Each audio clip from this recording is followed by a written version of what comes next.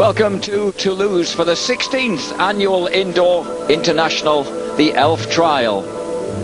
Last year this was a round in the World Cup Series and it was won by Englishman Steve Colley. This year it's an independent international. This is the man defending the title, now 28 years old, the gas pilot who was 5th in the World Championship last year. And Toulouse, the year 2000, came down to being a British contest. Graham Jarvis, the 24-year-old Bull Taco rider who edged Steve Colley out of 4th place in the world last year, taking on Dougie Lampkin, who's actually still only 23, despite what our caption says, the reigning world indoor and outdoor champion.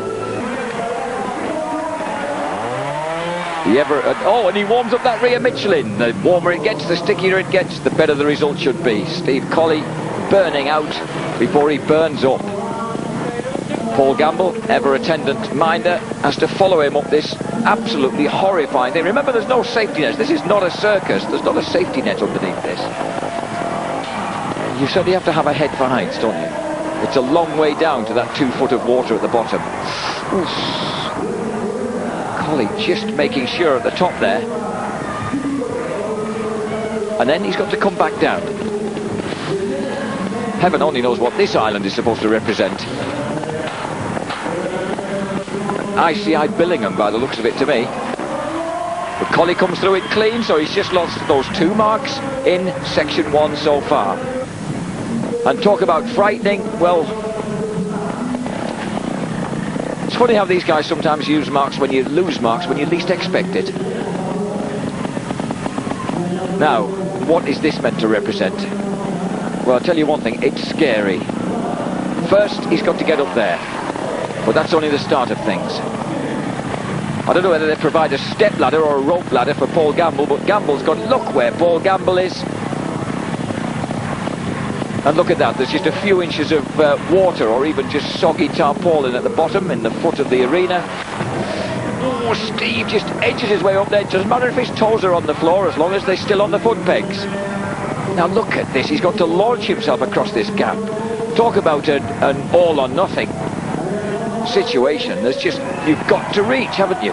Here he goes. And Colley's there. If you don't make that, it's oblivion.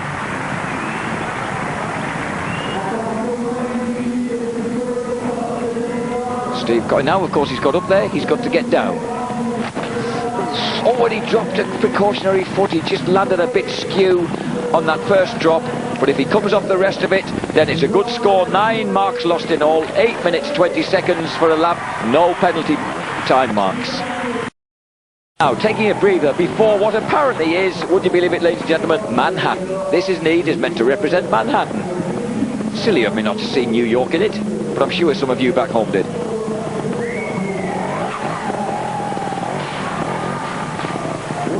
But the really good score, incidentally, the really good score so far in the first round, just 4 marks dropped, including 1 on time, with a 9 minute 15 second lap by Marcel Jastribo, the young Spaniard. 21-year-old from Vieda riding a Montesa. Look at that. Grimbo just carefully scratching his way down the slope off the roof of Manhattan. Taco, of course, making their return to international trials competition in the year 1999, originally with David Cobos, and when he broke his leg, Graham Jarvis was hired, moving on from the French Scorpa. This packed house at Toulouse giving the young, isolated Englishman a lot of encouragement. Now here he comes, up on top of the Tower of Refuge. Something that he'll have seen across Douglas Bay in the Isle of Man. Because of course these guys were up there and he wants a bit of encouragement. Come on crowd. If I haven't got a minder, I need your help. At the moment he's not looking like he needs a minder. He's going round tidily. Time-wise he's just about okay. Now this is the big step up. But he's there. Those Michelin tyres scrabbling for grip. And I think he's going to be clean through it. Graham Jarvis then, just 3 marks down so far. Don't know whether he's got time to look at the clock. I think he'll be more intent. And he's just warming up that rear tyre. Only he chose to do it before he climbed up there. This really is a nasty section. And remember, they've got to do these sections, all except zone 1, they're going to do in reverse. So some of these will get more difficult when we start doing them the other way round. Look at that. How's about that for testing how good the chewing gum is on that front wheel? That does look awesome when you haven't even got a minder up top to help save you. Oh, and Graham doesn't make it up the first step. So 5 marks gone for Jarvis. And that's the difference a minder makes. Just having the confidence to go for it because there's someone there if things go wrong. Oh, he's still in it. I beg your pardon, I thought that was a 5, but it's not. He's hung on to it without putting his foot down. So of course he can, and he's got back up. Oh, well done, Grimble. Now he's got to just collect himself, stay calm, and launch himself across this horrid gap. Oh, wow. Tremendous form being shown here by Jarvis.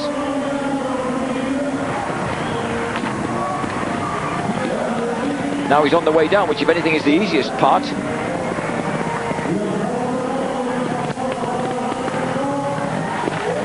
Brilliant stop, and just exactly 9 minutes, so he doesn't lose anything on time. What a superb performance by Graham Jarvis.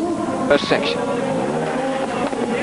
Now usually, in the past at any rate, Bernard Estripo's events have counted the lap scores of both the first lap and the final.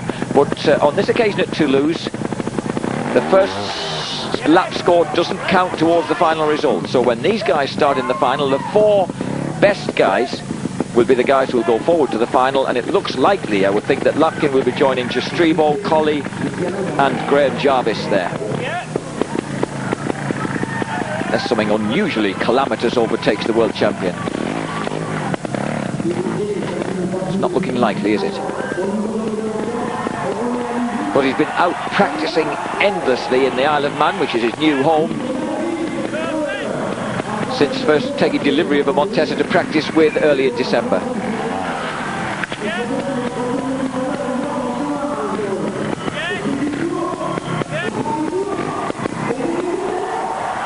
And with that sort of form, there's not a lot that Martin Lapp can say, except, yep, perfect, yep.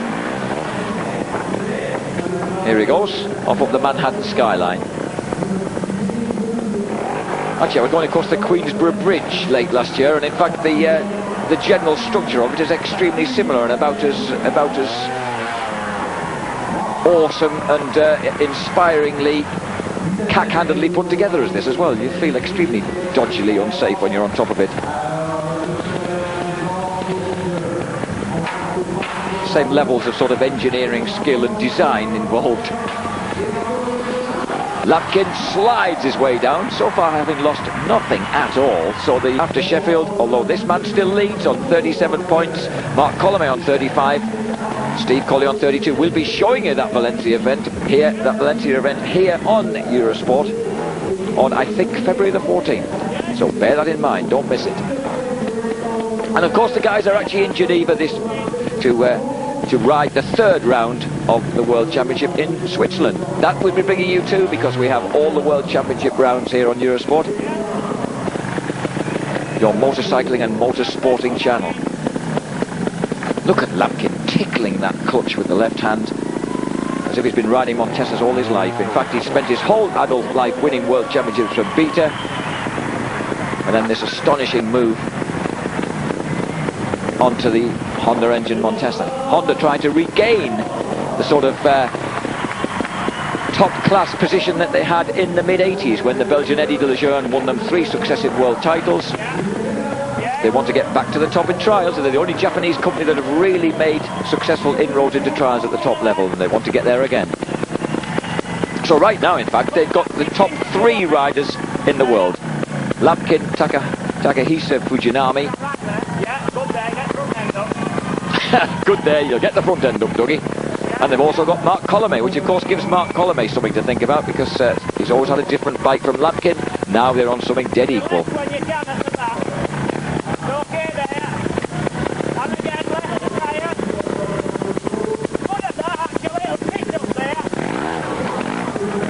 And it does. Isn't it amazing how often Martin Lampkin's right?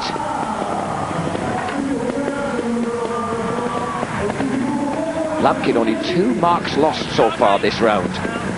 Extraordinary, and he's in good time as well.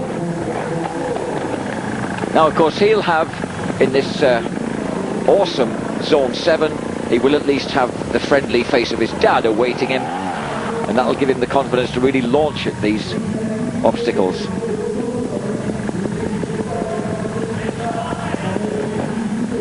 Lampkin uses different gearing to the other guys with Montessus. He's gone for a 4-speed box. He's done away with the very short bottom gear that these guys really never use.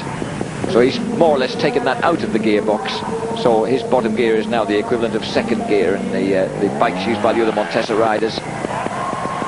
Martin Lampkin wasn't needed there. A tremendous cheer for Dougie. And Martin shouting at him how much time he's got left. But so far, he's not going to be far over 8 minutes, I wouldn't have thought. And that would mean if he gets down here safely...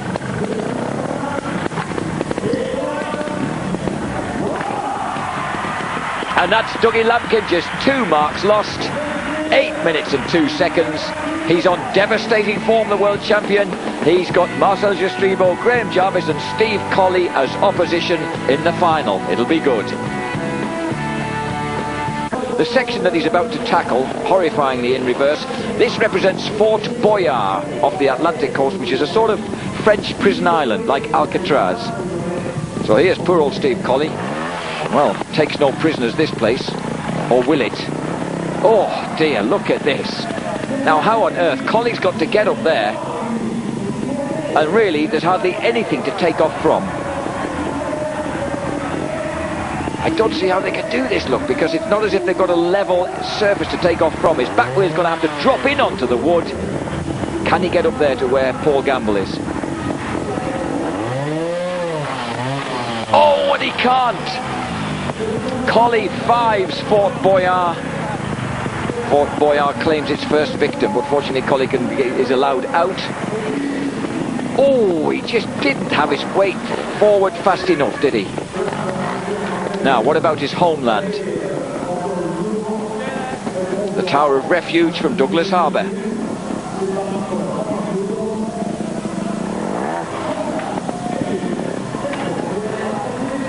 One of Colley's sponsors, of course, is Duke Video, the big marketing, the big video marketing company on the Isle of Man, where he's a hugely popular guy.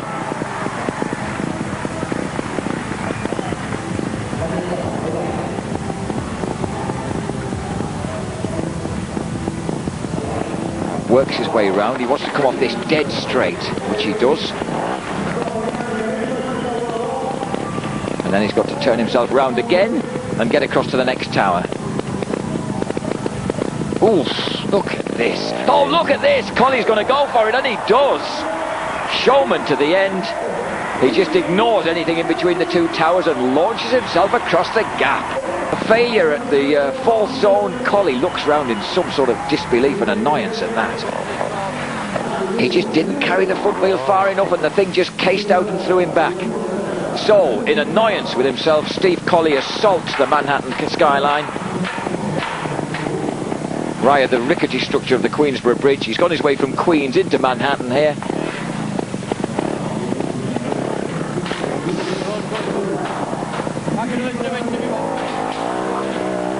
If these guys were in a circus tent, they just wouldn't do this, would they, without a huge safety net? Oh, Colley has to launch himself downwards into potential oblivion, and he does it. These men are very, very brave. Look at that. Incidentally, the water down in the bottom is getting gradually shallower. It's not a trick of your eyesight. It's because the sort of tarpaulin is leaking and getting into the electrics underneath the floor of this stadium.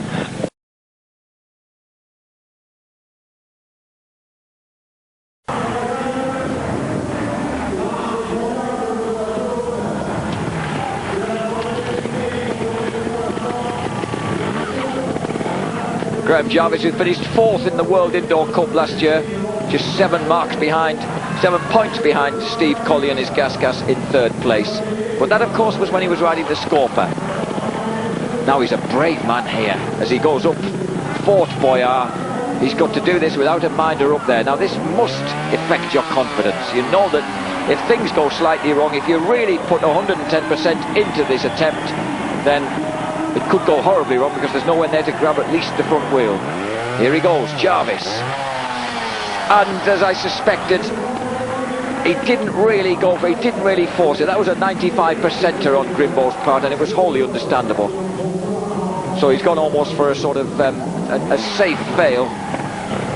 He's seen Colley lose 5 on that, so at least he knows now that he's got to tackle the remaining zones better than Steve did. I reckon Graham Jarvis could dispense with the services of Malcolm Rathmell, his usual eager, beaver, keen boss and minder, because it looks to me as if he manages rather well on his own after that disappointing 4th place in Sheffield with all of Malcolm's attention. He's doing rather well without. I didn't mean it, Malc, honest.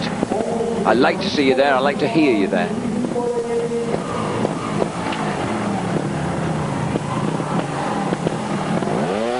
Jarvis going for the big one, and he's there. Right on top of the Tower of Refuge.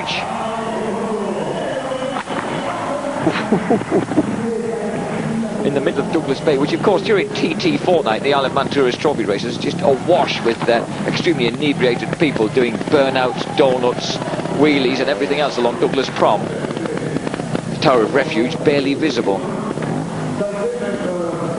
And he's successfully off that as well. Graham Jarvis, and he's managing without anybody bringing him any sustenance as well. Okay, the Queensborough Bridge beckons.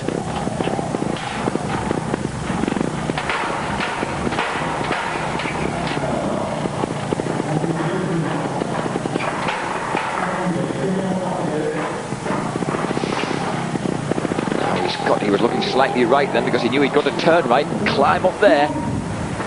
It's a bit like the sort of engineering with which the New York subway's built as well, when it's above ground in Queens, where that fantastic car chase took place in French Connection. In fact, I think Bernard Estrevaux was probably responsible for building the New York subway in Queensborough Bridge, looking at that. The world champion is upset. And the crowd aren't too impressed either. He's been Dr. Mark in section 1, and he doesn't believe that he did drop one. He thought that he kept moving forwards. Now, how can he deal with Fort Boyard, the French version of Alcatraz on the Atlantic coast? Well, it's taken 2 prisoners so far because neither Graham Jarvis nor Steve Colley have realistically looked like getting up it. It's such a tricky thing to get up on with that concrete rim and the drop down a couple of inches onto the wooden centre core. What can he do with the Montesa?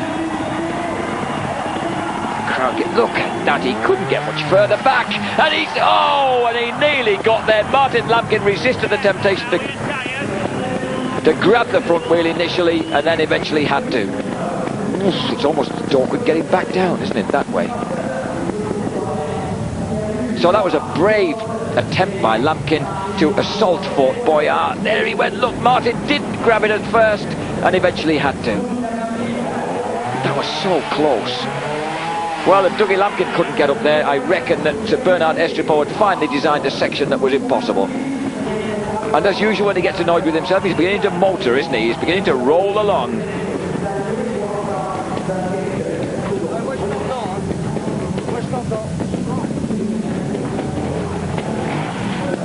Lampkin so far just that 1 mark dropped in section 1, followed by that mighty 5 in section 7. So he's mirrored Graham Jarvis's performance exactly at this stage in proceedings as he starts the climb up the Tower of Refuge, which of course he'll be familiar with because he is now a resident of the Isle of Man. Oh, that was a clattering descent, wasn't it? A bone-jarring hit.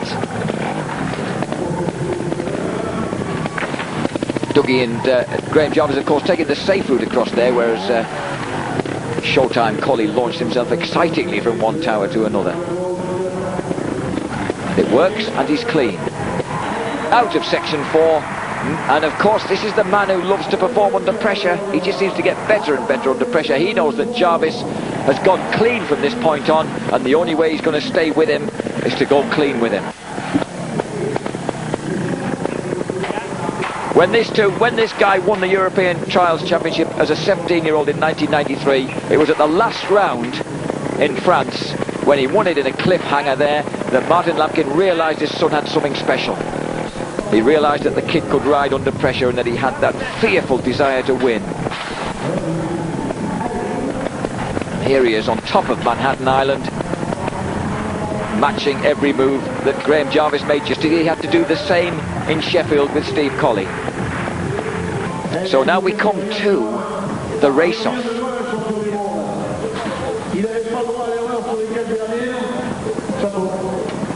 A slightly miffed world champion still thinks that he should have got round there with just 5 marks lost, not 6. Now we've got the playoff, which means Easter Island. As fast as you can do it, as safe as you can do it, because you haven't got to lose a mark en route. Graham Jarvis goes first. Nothing to lose really, except victory, of course. What Grimmore's got to do is get across Easter Island, preferably without putting his foot down. So he sets a target, not only of time, but of observation for Dougie Lampkin. Because if he drops a foot, that's it. You've lost a mark, and Lampkin knows that if he gets through clean, he's won it. But Jarvis is going! And Jarvis has got! Yes, 35 seconds dead for Graham Jarvis. Brilliant performance. Doesn't he look a happy and relieved boy?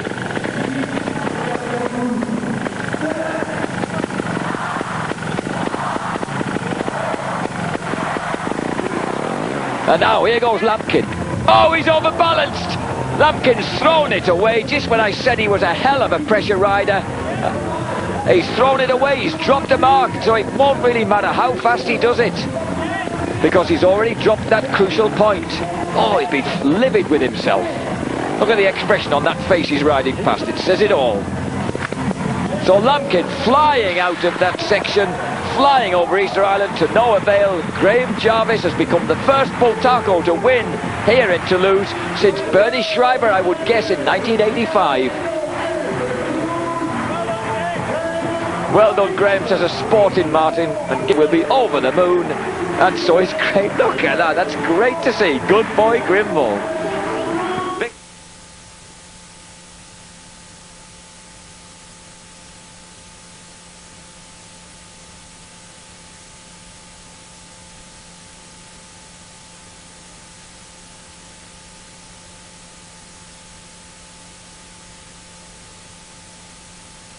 Crowds here at Toulouse. It's been a great evening. We've got all of the World Cup coverage coming up here on Eurosport. Whatever you do, don't miss it. Jarvis wins then by 1 point from Lampkin, with Steve Colley in 3rd place here in Toulouse. I'm Jack Bernicle. Thanks again for your company. Don't miss our coverage of the World Cup coming up.